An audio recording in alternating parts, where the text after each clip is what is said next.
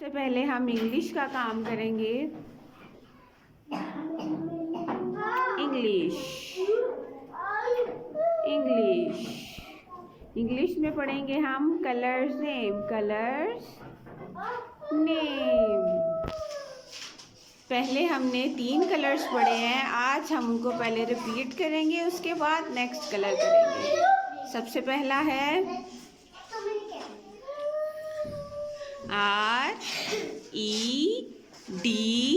Red, red.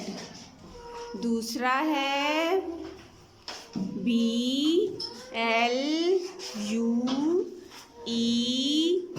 Blue, blue.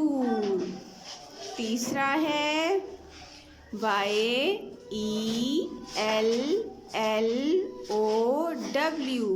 Yellow, yellow. आज हम पढ़ेंगे चौथा colour green, green, green. Green के स्पेलिंग है GREEN,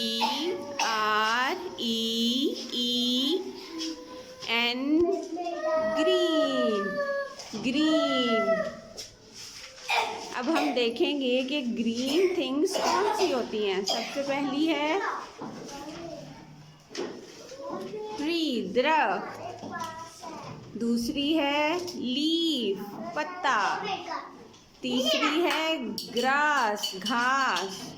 चौथी है पीस, मटर। पांचवी है पियर और छठा है ग्रेप्स, अंगूर।